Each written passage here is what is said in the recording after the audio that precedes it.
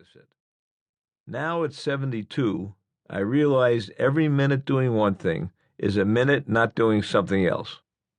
Every choice is another choice not made, another path grown over and lost. If asked, my philosophy, it would be simply this: savor life, don't press too hard, don't worry too much. Or as the old-timers say, enjoy. But as I said, I never could live by this philosophy and was in fact out working, hustling, trading, scheming, and making a buck as soon as I was old enough to leave my parents' house. When I was 10, Robert Mitchum was arrested in the cold water flat across the street from our apartment in the Bronx.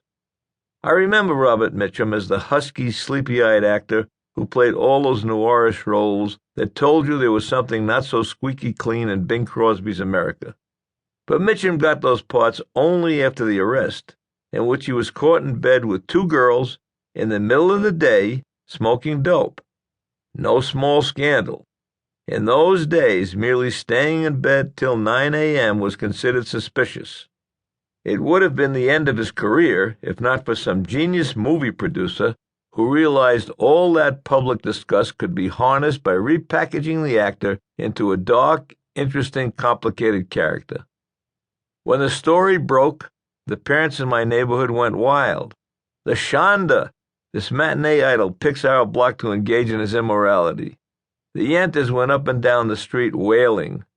One of the mothers on Jerome Avenue grabbed me by the collar and said, "Jerry, you're the younger generation, an American boy. What do you think of this actor with his chippies and his Mexican cigarette?" I smiled with my hand out, because I had just made a delivery and was waiting for a tip. "I'll never see another one of his movies," I told her. "He has shamed not just our neighborhood, but all of the Bronx." Then to tease her, I said, "And did you hear? He's Jewish."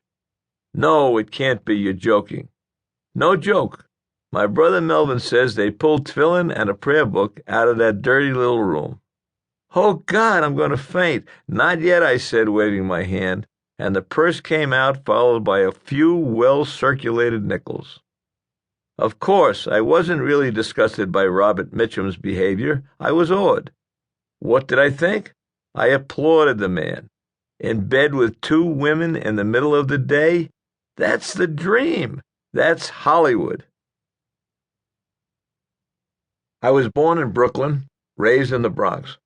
When people ask where I'm from, I always say Brooklyn, though I spent only my earliest years in the borough.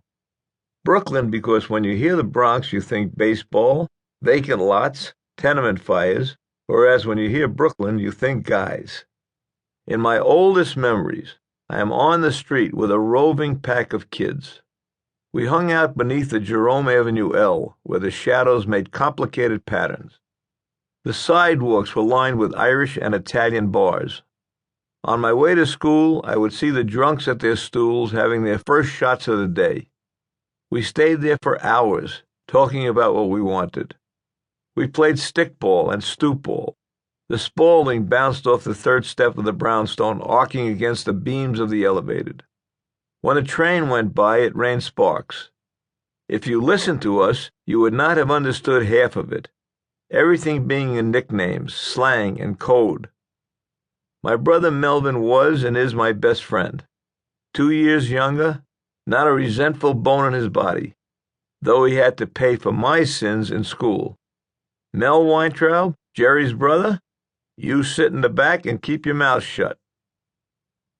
The neighborhood was bounded by big roads to the south and the Hudson River to the west, with a distant view of the Palisades.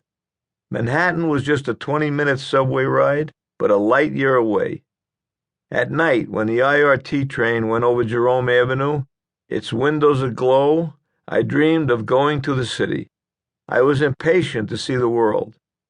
Now and then, tired of gray days in the classroom, I cut school and caught a train to Times Square instead, where I sat through 2 features and a floor show at the Roxy or the Paramount or one of the other grand show palaces.